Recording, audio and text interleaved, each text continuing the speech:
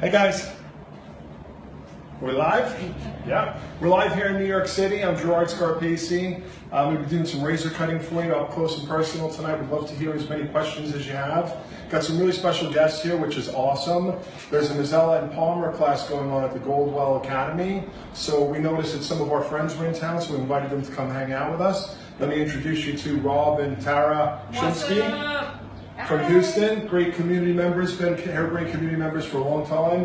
And then we've got Roderick Samuels and Lauren Moser from Detroit. And they're going to be fielding the questions, so we want to hear as many questions as you can.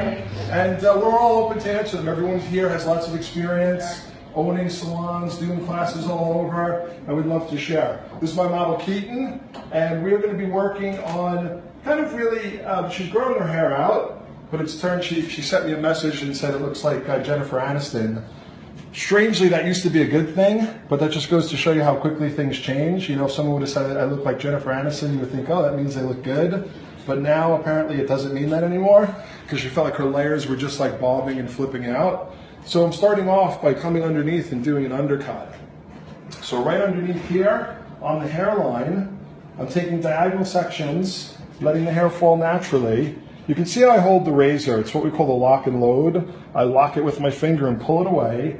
That's to encourage safety, because obviously we want to be as safe as possible.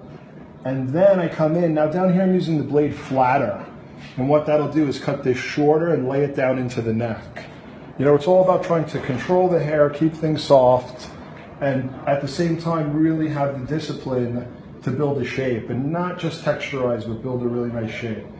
So working across, getting that blade moving and pushing this hair right down into the hairline. You know, sometimes the little edges I can pinch, and literally this is just a little undercut, a sub-undercut. I've pre-sectioned the hair, which we'll show you a little closer as we move up from here, but it's got kind of a middle area and a top area, and then it's got this little subsection on the bottom here. Lots of tension. Really important with razor cutting, since you're cutting behind your fingers, to have really good tension, whether if it comes from pointing or holding the hair more technically. We want to push that down. So we'd love to hear your questions. You want to definitely just kind of write those right onto the page, and then we can take them from there. I can soften this up even a little bit more over the comb. So holding it with the comb and just pushing the blade down in an over comb technique. Leave those edges nice and natural. And we'll just kind of take that down a bit. Pinch this and take it down. All right, we're going to start to work into this middle area now. So hopefully, let's take a second here, Kelly, so you can see the sectioning. Yeah? You can see there's a middle area, little half a horseshoe in the crown, a triangle on the top, and that leaves me with a panel on each side. So it kind of separates the bottom from the top in, with high and low points. I'm going to come in here now. I think undercutting a little bit is going to help with the flip, because obviously that hair was pushing everything out. Now I want to lay a little bit of a line in here with the razor. You know, again, it's not just for texturizing. You can build shape and you can control the hair. So it's just trying to grow it, so we don't want to take a ton of length off, but I want to take enough off that I can kind of control that flip and do it with what we call a closed stroke. So coming in here with a short stroke and putting a line in. It's yes, question from Lauren. We didn't say what state we're in and where we're at. We're in a state of mayhem. We're actually in New York City. This is where I live, and that's typical New York City. We got a bus outside the window. And everyone's getting upset that our model's legs are crossed. They said the model has to uncross her legs. Yeah. Okay, well there you go. You've been told. You've been served. I like you relaxed though. You've been served. That shows that you have confidence in your stylist. I think, you know, that's an interesting point. Obviously, if I was cutting a precision square bob with a scissor, I'd be kind of more concerned about her crossing her legs, but it's definitely not a good thing for her to cross her legs, but I wasn't too bothered by it. But we are in New York City. For that, who asked that question? That was from Angelica Espinosa. Angelica Espinoza, thanks for watching. We're in New York City doing some razor cutting with some of my good friends here who are in town taking the Mazzella and Palmer class, where they're definitely not doing any razor cutting. They're definitely not. What razor do you use, George? I use a feather plie. Plie. I've tried every razor out there, and this, for me, for the past 20 years, has been the go-to tool. This is actually the original one. For if there's any tool junkies out there, they'll notice that it's the orange, transparent feather plie. This one's over 20 years old, and it's held together with spit and glue. Where can they buy those? You can actually buy them at hairbrain.pro, which is yeah, that's what Rob did. So working through laying this line in, again following the curve of the neck. We're not trying to get longer towards the front. It's not an A-line shape at all. It's a soft shape. You can see how it's laying over the undercut, and it's not flipping out. It's actually starting to kind of bevel in softly, which is what we want. Get rid of the flip. We have Lauren Page that said hi from London. Hi from London. Wow, that's awesome. Thanks for tuning in. International. We love international. Right there. Yep, somebody's an insomniac. I love London, you know, super inspiring city for hairdressers, super great community and connection. Hairbrain has a lot of friends and fans there, and we love that. So with this last section, I came in first. I'll do it on this side so you can see it, if you want to come around here, Cal. I like to call this slicing. Very, very simple. Going in vertically in those last 2 inches of hair or so. 1 second. And creating some separation. Trying to get a better angle there? Better lighting. Better lighting. So going in, skipping every inch or so and going straight into the hair and removing some of the bulk. Some people like to do it with the blade moving, just straight. I like to move the blade up and down a little bit. I feel that it's a little more respectful of the hair texture. Last section here, a little bit more what we call an open blade. Not terribly open, but a little longer and larger of a stroke. Gerard, can you talk about hair texture a little bit? Because I think people get nervous cutting with a razor on hair that isn't super straight. Yeah, I think in general, you know, there's a lot of fear and phobia about the razor. And, you know, rightly so, because it can be a very destructive tool. I like to liken it to bleach, where, you know, bleach, you can do the most incredible things and charge the most and make the biggest transformations, but you can also destroy hair, and the razor is the same. Very powerful, powerful tool. And just like bleach, you have to understand the hair texture. So to me, the coarser the hair is, the more I try to stay on what we call the edge of the blade. I never come down coarse hair with the blade totally flat, because that makes it coarser.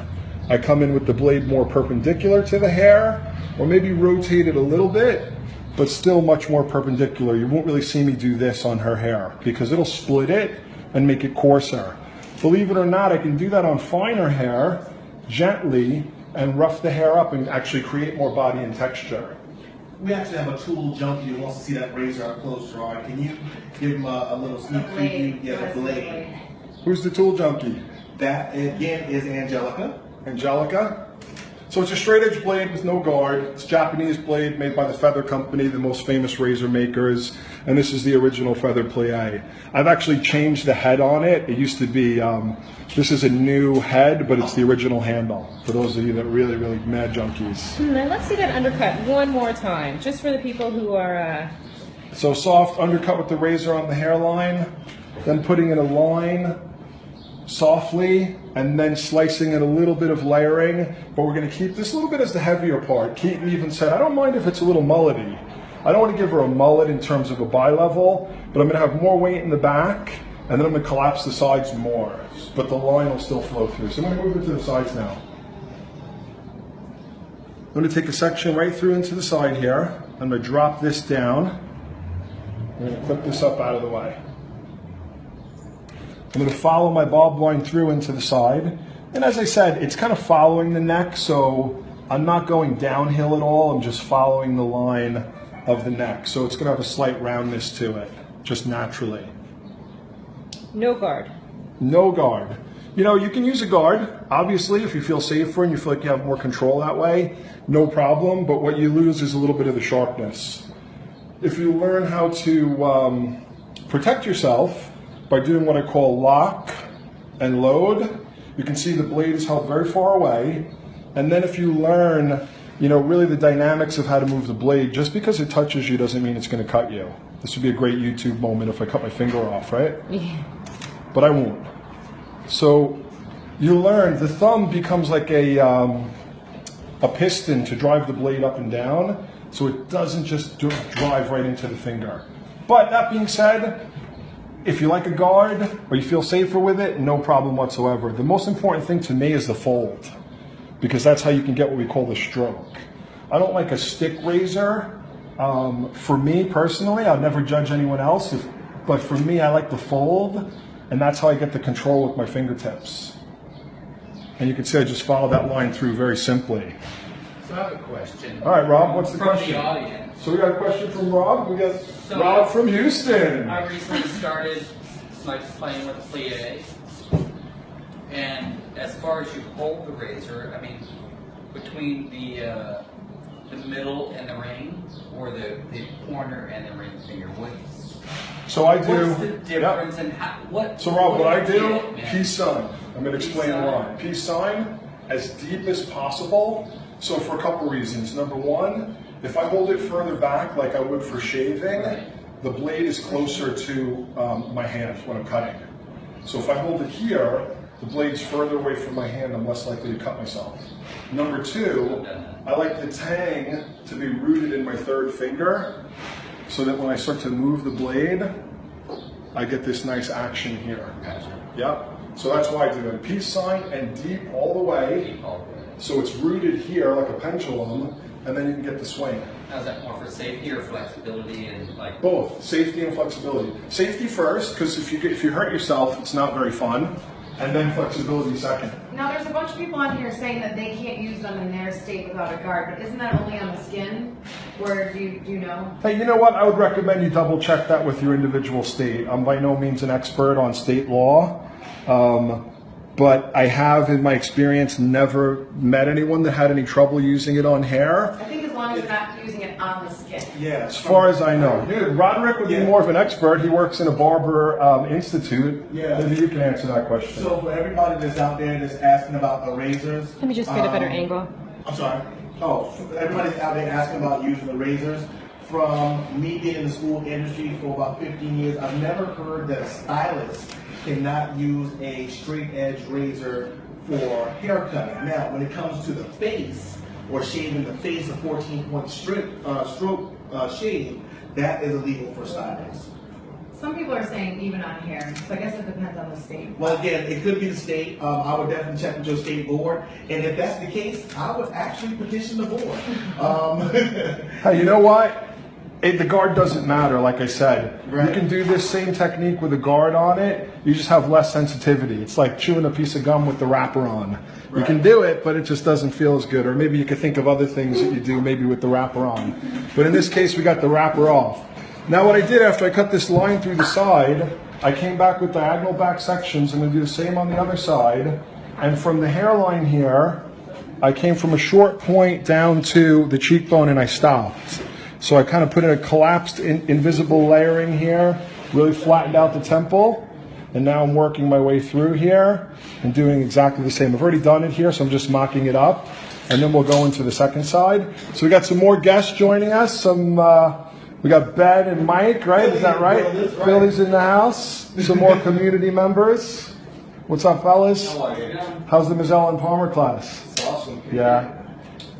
Right on. All right, so you can see I've kind of completed the line on the side. I've started to open up the face. And it doesn't blend to this technically. I just stopped right here. So I collapsed the temple, but build weight in the back. Now I'm going to show you how to do that on the other side, and we'll do a continuous shot so you can see the whole thing if you want to follow me over here, help. Okay, so first is the line. And it doesn't take a lot of sections here because Keaton's hair not excessively thick. Let's just get a little light in here. There we go. Great. Ready. We definitely want to keep hair damp when we're razoring, at least I do. You know, there's so many different ways to do things, and I'll never say, you know, what you should do, but I'll tell you what I'm doing. I like hair damp because I find dry razoring, especially with this blade, this type of blade is too sharp and it pulls and splits the hair. So I need a little wetness on the hair. So coming through, following my line through from the back, good, even, clean tension using the fine teeth of the comb, and coming with the edge of the blade in a closed stroke so that I actually create a line. And yes, a slightly rounded line up to the jaw. So I got a little question too. Yeah, let's hear it. So water versus like leave-in conditioner or... Well, in my experience, most places water is free, or a lot cheaper than product. Not in Detroit. Not in Detroit. Yeah, not in Flint, Michigan. No, right? absolutely Yeah. Let me try to switch angles here. 1 second. But, I don't mind a little product. Hey, if that works for you, that's fine. If the hair was maybe coarser than it even is, and I was trying to get a little more slip, you can definitely work with product. I don't think you need to, but you can. Do you find that it dulls like your razor's edge? Yeah, definitely. Just like a scissor, if you cut with a really sharp scissor and you've got a lot of product in the hair, at the very least you need to wash that right afterwards, and try to get that product off. All right, last section. So it only took about 3 sections to get the line through the sides here, and then I'll come in and collapse it with some layering in the temple. Good tension. Notice how I'm just holding between the fingertips and the first knuckle. We always say with scissor cutting, don't chase the hair all the way down in, but especially with razor cutting, because if you try to cut here, you'll never get the tension. You'll have a really shredded line. Work right through to the point at the front. The blade is not flat. Sometimes it looks flat to people from certain angles. Can you show us the difference between flat versus... Yes. So if this is a section, flat is like this. It's like shaving the hair. Almost the center of the blade would hit the hair first. Anything where you're up and coming from an angle, you're more on the edge. It's a bit more respectful of the hair texture. The more perpendicular you are to the hair, the less damage. The flatter you are, the more shred. Shred sometimes is a good thing, sometimes it's a bad thing. Great. Now what happens is you have to be able to translate that into lots of different angles, because now I got to pick up the hair and be able to do it. Look at this. Let's get a shot of Rolf. Jib guy. Jib guy. Man. Hey, I know a little bit about photography. Lighting is everything. Lighting is everything. Lighting is everything. We got the Philly crew on cameras. Yeah, this is great. That's what that's what Hairbrain's all about. It's about a community getting together to share their love for what we do. All right, so now I'm coming in, and I'll work down to about the cheekbone, and I'll stop. So I've got a little bit of short layering here to open up the face, and then it disappears into the bob line. Very simple. I'm going to work with diagonal back sections to about here, with a little bit of over direction forward, just to build a little weight towards the back, and that's how we'll work the temple. Down, a little bit forward, finding the guide. Guides with razor cutting can be more difficult because they're harder to see.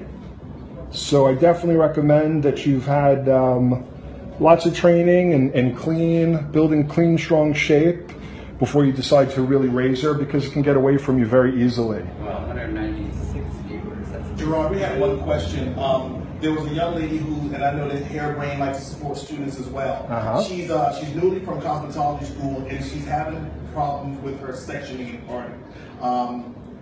That section you have is really, really clean. She's having some issues with that. Could you show her? Well, the first thing that really helps with taking cleaner sections is the kind of comb you use. You can notice the comb that I have has a sectioning tooth.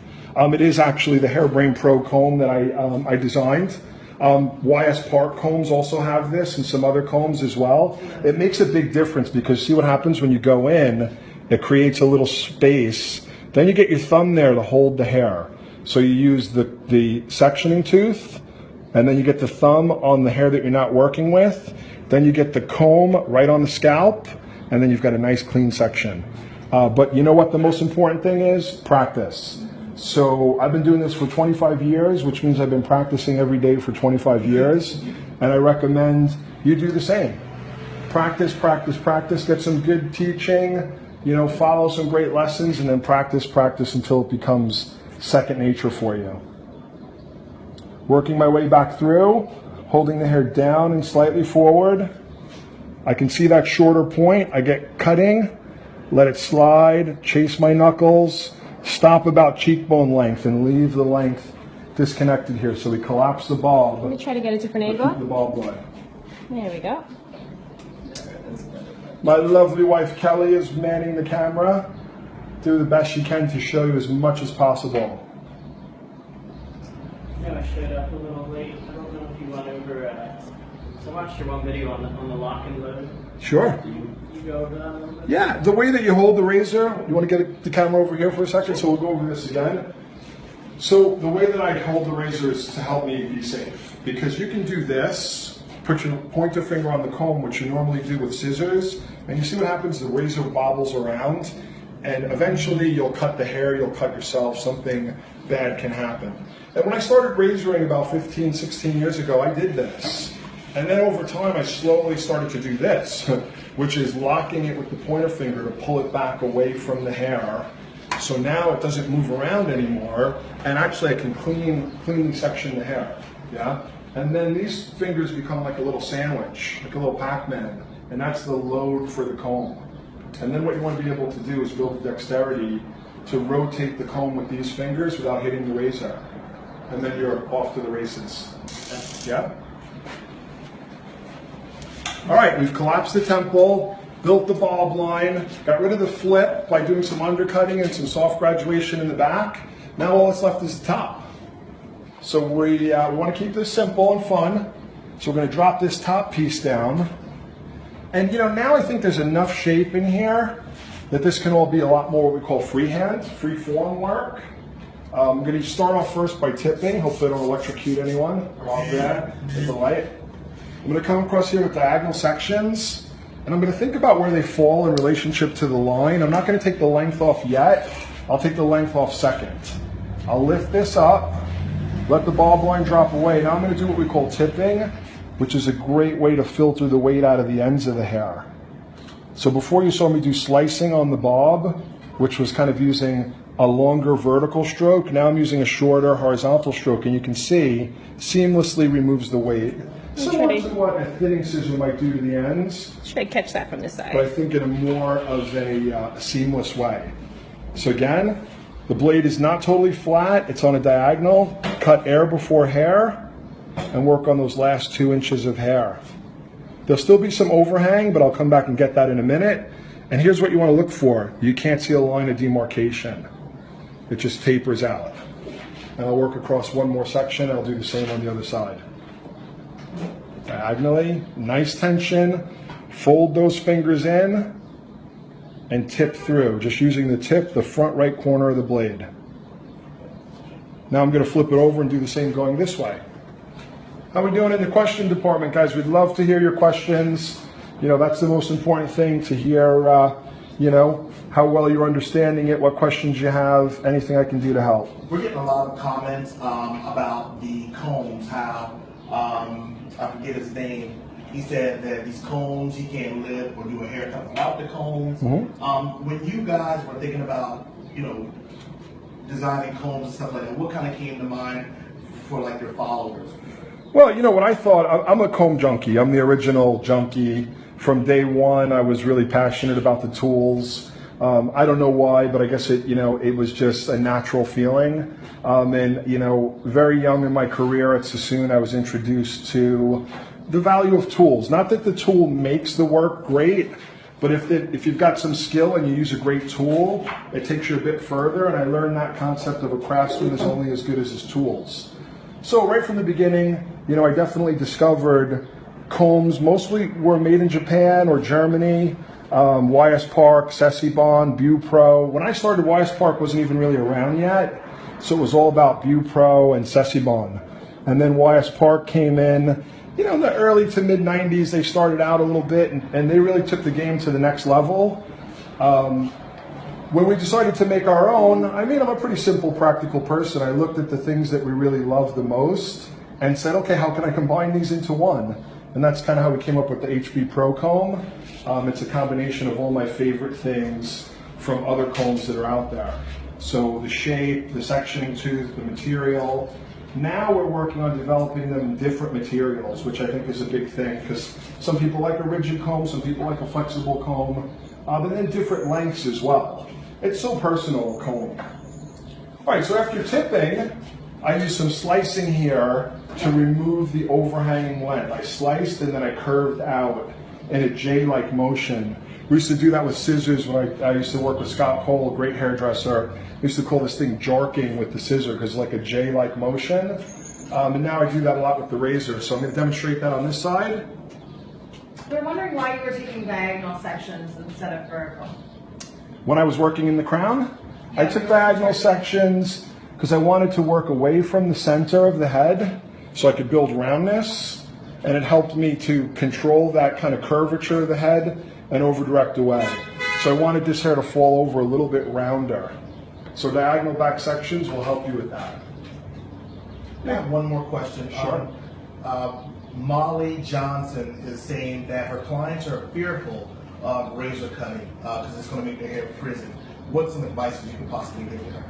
Well, if someone says, don't cut my hair with a razor, then don't cut their hair with a razor, you know? Simple enough. Yeah, whenever I have a consultation with someone, if they tell me what kind of tool to use or what kind of formula to use or what kind of brush to use, I try to be respectful of that, and if I feel like I can do it, I do it.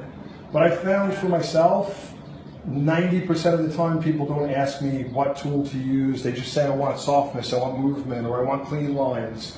And then I choose the proper tool and go from there. I think if you learn how to use the razor in a way that doesn't hurt, people sometimes don't even notice. I've had clients I've been doing for years with a razor, and they'll say, oh, I've never had a razor cut before. And I'll say, oh, well, you know, today's always the first time, even though I've cut it with the razor. If it doesn't hurt or pull, then it's not as much of a problem. But if someone doesn't want you to do it, don't do it. Not a problem. I love scissors. I cut with them all the time. Okay, so there's the shape in the back, overlapping, the little bit of undercut and the line there, getting a nice movement, texture, expanding the wave. Now we're going to come to this last part on the top here. Keaton's growing out her bangs. We've had lots of fun bangs on her over the past couple of years, but now she's into kind of parting it or sweeping it around. So my goal now is to work from a shorter point on the inside and maintain all the length around the front. So I'm going to come in right here. I'll tilt her head a little towards you guys. I'm going to take a section inside this top triangle. Doesn't need to connect to anything. It's also the beauty of the razor. The lines are soft, so you can be a little more daring with this connection because things fall over each other and they melt together like Velcro. I am going to think about where I want that shortest layer to land, and perhaps it'll be about the top of the ear. And again, here, hopefully you can get a good shot of the edge cutting. The blade is not totally flat on the hair. And I'm working out, what the razor does beautifully is allow you to work from short to long in a very flawless way. I'm going to continue. I'm going to do that a few times. I'm going to pull the hair across the top of the head. I'm going to lift it up, let the underneath shape drop away. You can see the angle of the blade there, not flat on the hair, but angled. Get it moving, cut air before hair. So is this a disconnection? Yep, it is. It's totally disconnected. There's a lot of disconnection in here. It's what I like to call panel shifting. So you create a bunch of panels in the hair, perhaps thinking about a shape of where it's going to be shorter, where it's going to be longer, and then shift the weight within those panels. And if you can do it in a very soft way, it doesn't have to look, you know, overly dramatic. I think dramatic, edgy hair is great. But I also like kind of strong haircutting ideas that end up looking very applicable and commercial. People want to know if you could do the same exact haircut with shears. Sure, why not? Go for it. Send me a picture. You can even use your teeth if you want. You know what? There's no limitations on what you want to do. It's your eyes, your head, your ideas. You can use a can opener, a razor, whatever. As long as you're a craftsman and you have a purpose to what you're doing, go for it. And send us some pictures. Put them up on hairbrain.me. We'd love to see them. So using the top of the ear as my guide or my reference for the length here, coming in. It's just right. Hold on one second here. And working out to that existing length at the front. Oh yes, this is the spot right here. Section diagonally. Bring it across. Lifting it enough that the underneath hair drops away. So great combing is very important. And there you can see the angle of the blade. See how many times it moves before it even hits the hair? Cut air before hair. And keeping all the length around the front. Working across the top of the head. over directing this hair. Boom. Obviously a lot less to cut because I already cut it going in one direction. So it's really just looking for the balance here. Fine teeth of the comb, great tension, work your way through. Probably nothing gonna reach now. All right, at this point I've completed all my panels, and I wanna take a second to push this hair around and look in the mirror, which is obviously super important. You know, the mirror is almost one of the most important tools that you have. Again, if you're locking and loading, you can move the hair around and not feel like there's any kind of danger to it. So looking for balance. We talked that she's been wearing a lot of different partings, which is why I wanted to keep it kind of longer around the front so she could keep doing that. But take the weight out of the inside because she also said it was looking like a mushroom. So we've kind of did a little liposuction on the hair, took out the mushroom with soft lines. I think the last thing to do here is to over direct this top hair forward and use tipping. So I'm going to come across with horizontal sections. Let me just get there real quick. You can get a good idea of the length, the layers in the temples, the length from the bob line here, and then this disconnected panel on the top. Now tipping is a great way to remove bulk, but keep length. So I'm going to come in here, maybe the last 2 or 3 inches of hair, and just skim the surface with the blade. And this is why I really like an unguarded blade. I've got no restrictions. I'm going to work through the top this way, but I would like to have Lauren, who is a big time NAHA winner. Come on, girl. Last year she won NAHA texture category of the year. And I know that you've been involved in NAHA a lot. Do you have any tips out there for people who want to win one of these big awards? So NAHA is one of those interesting things. You know, the judges change every year. You know, Go over here. I think what they look for changes every year. Come on in. Yeah, get in. Come on, girl. Go ahead, babe. So Lauren Moser, owner of Hair Lab Detroit, great hairdresser. We know each other for a very long time, very diverse. Last year she won one of my favorite categories, which is the texture category, because I'm all about texture. And some of the pictures, that one that looked like a little sweater, I think it's amazing. I mean, it's such a beautiful picture. So tell us a bit about it. So NAHA, you know, I followed it for a decade or more before I entered. And Roderick actually forced me to enter, which is, you know, you always need somebody pushing you. Well, Kelly forced me to do these live. Well, there you go. Yeah. Cheers to Roderick and Kelly, or else we wouldn't be here. Teamwork, dream work. That's right. So NAHA is one of those interesting things, and you know, I've had a lot of advice over the years from different people that have done NAHA and won and not won. And you know, one of the things, the most valuable things I've ever heard is to shoot for yourself. You know, you're never going to know what pleases the judges. So it's more important to shoot something that you like and that you feel good about than trying to fit into a box. And I think if you create something that you feel good about, then you've already won, right? So even if you don't make it, it's great practice. You get to learn from it, and you have a great collection to release afterwards. So I have one more question. yes. So how much did it cost you to do a great shoot? Because I think, you know, that's a So big that's a question. scary thing for people, right? So some people pay. Yeah, what's that, Roger? Yeah, You pay for them. that's the question y'all need to ask. Daddy Warbucks over there. Warbucks, hey, can I get a loan? So, you know, we've heard people spending $20,000, and the average hairdresser doesn't have $20,000. That's like the lottery. You might as well buy lotto tickets. So, for us, I think our first shoot cost maybe $2,000 total, and that included the photographer and buying hair and all of it. So it doesn't have to cost a lot, and it, you know, if you have a good relationship with a good photographer, a lot of times you can get a photographer that maybe hasn't shot for it, but you can kind of work them through it, and so you can even trade.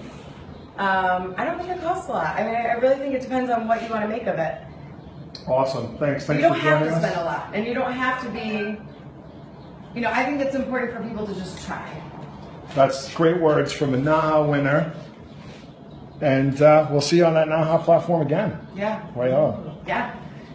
All right, so I finished all the panels, and now I'm doing something that I tend to do to almost every razor cut. I like to go through, cross-check with the scissor, It's a different kind of cross-checking. I don't want to change my haircut.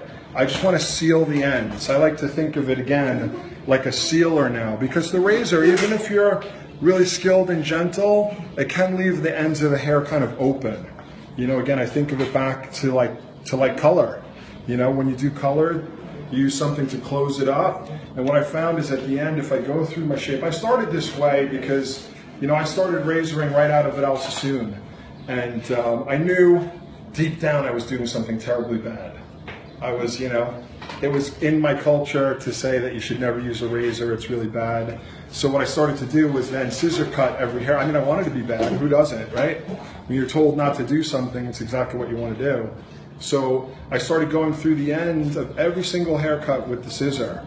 And what I found was kind of surprising, that there was more shape and structure than I ever imagined there would be.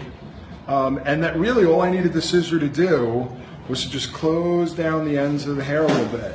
So just a slight diagonal point cut on all the ends of the hair, elevating them and looking for anything that looks wimpy or skimpy.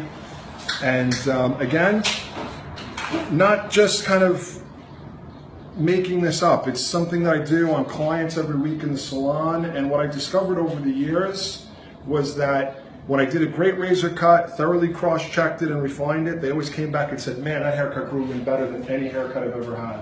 And it kept getting better and better. So basically the sections that you're taking now, it's a cross-section.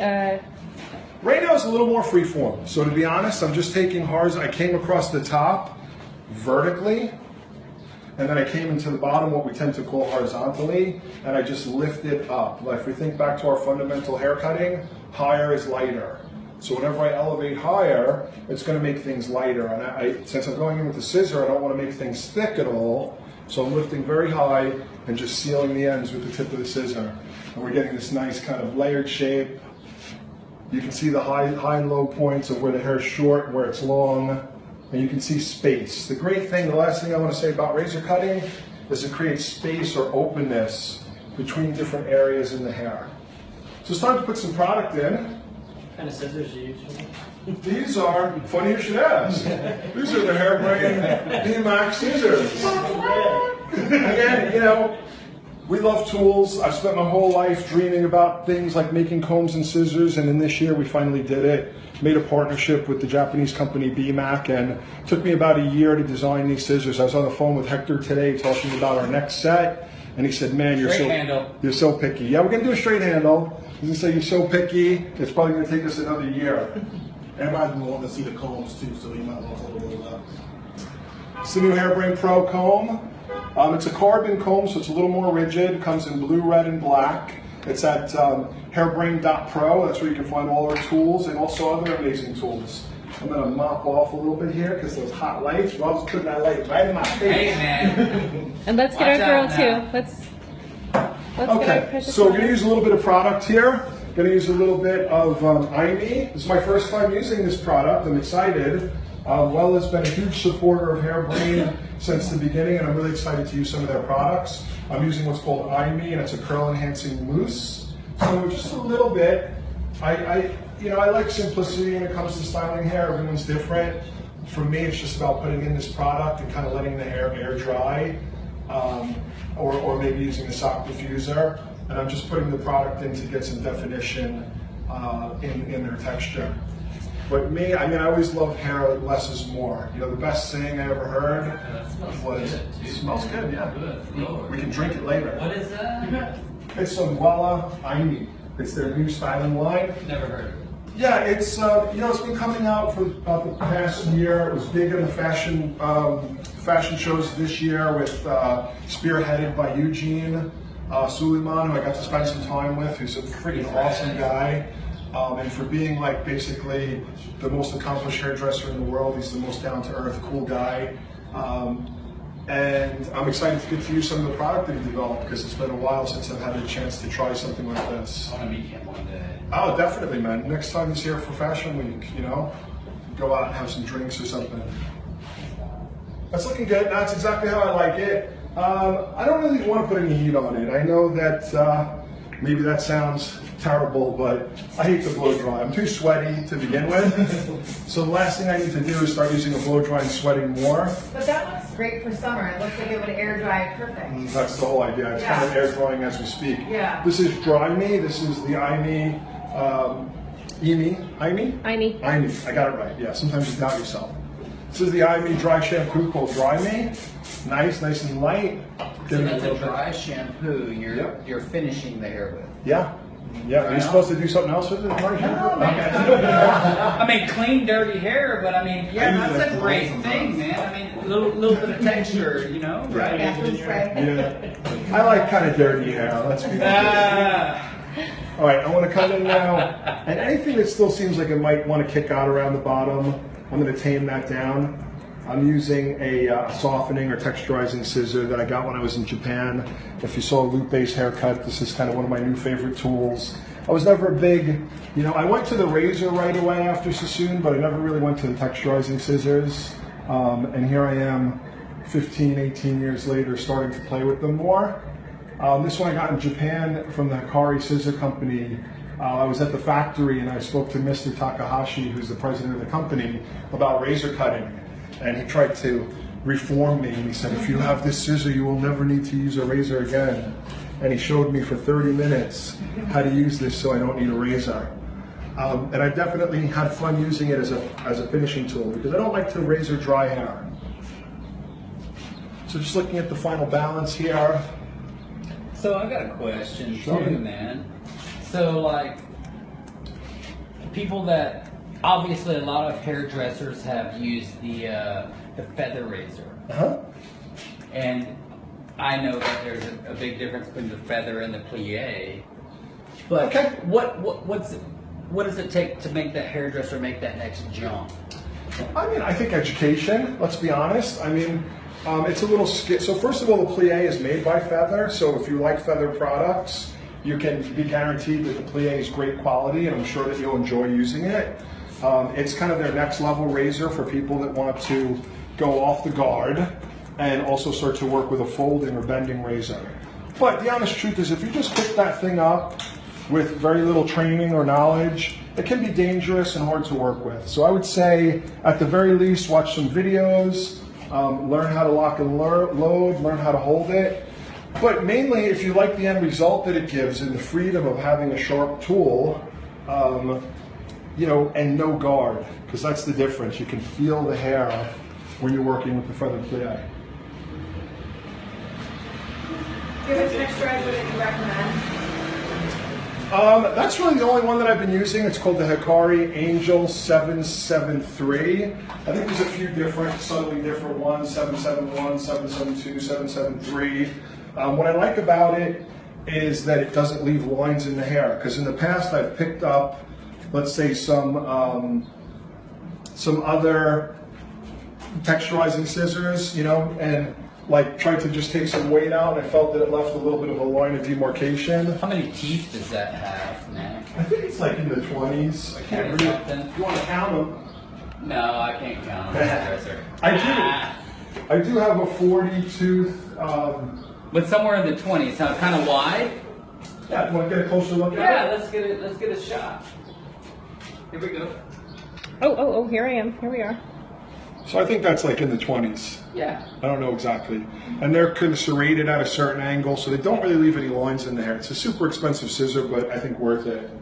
And then I do have a 40 tooth that I use for a little bit of barbering work around the edges. So, I mean, I know we just did a razor cut, but so that one's a 20 something, and you said 40 for barbering. Can you enlighten me? I mean, I'm here to learn too, Yeah, I mean, sure. why do you like a 40 tooth for barbering versus? I mean, this is the only other one I have. This isn't a 40, but generally I find the 40, like when I'm trying to fade like the hairline out a little bit, maybe not as strongly as Roderick would do with the clipper, not a skin fade, but more like a businessman taper on like finer heads of hair. Sometimes if I use the straight scissor, I think I can get a little bit blotchy, and I think I'm fairly good at scissor over comb.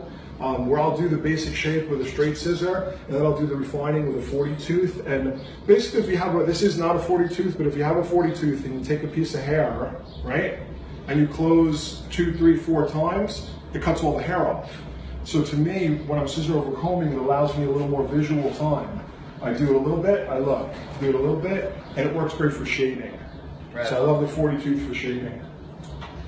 I'm here to learn too. I actually use a Hey, blender. I'm right here live. I mean, I got the guy right master here. barber's right here. Hey, what do I know? He's the man You're who up next. I actually use a blending shear when I want,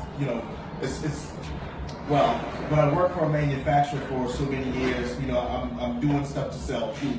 But in actuality, for me, the blending shear helps to make things a lot softer when I'm working up and tying in sections and blending fades and stuff like that. So you do it too. It's not just Yeah, me. absolutely. So I don't have to something feel in the 40 self-conscious. range Yes, For blending, So- scissor over comb, Absolutely. fades. What I like to do is use it here on the corners too, because men's haircuts are generally square. So if you take that texturizer and sort of knock this out a little bit, it grows out a lot softer. So then, they're not coming back with like a square head. But also, you'll hear a lot of barbers talking about a blurry fade and having it real blurry and crispy. Sometimes when you use a clipper to do like a notching technique or to reduce bulk and stuff like that, there's certain things that blender shear can do that clipper can't. Awesome. Great. That's what we love, getting the community together, talking technique, hearing about different ideas. I think I'm finished with this. Sometimes you have to know when to stop, and I think now's the time. I'd let it dry naturally. You could blow dry it straight, you could part it in different places. I love the way it settled in with just a little bit of the mousse and a little bit of the dry shampoo. The goal was to take away the mushroom and kind of flatten it out through the sides to get rid of the flip. It's got texture now, but not so much of a flip. I'm happy with that. Are you happy with it? It's great to see you, Keaton. Thank you. Enjoy. Tell us a little bit about you. What do you do? I work in film. There you I've go. been riding Gerard for a while. I always trust him to do what he does. So. Right. Thank you. Awesome. Let's see a profile moment or a little like 360 kind of thing. Can you talk about her texture for the people that tuned in late? Some people were asking, if her hair was curly or if the razor added all that texture. Well, her texture is what I like to call wiggly.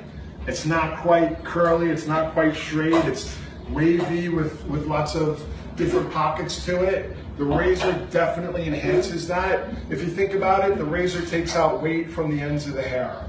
If you taper the ends, you're removing weight and you're allowing the wave to come out. So I think we definitely have kicked up the wave a notch in her hair.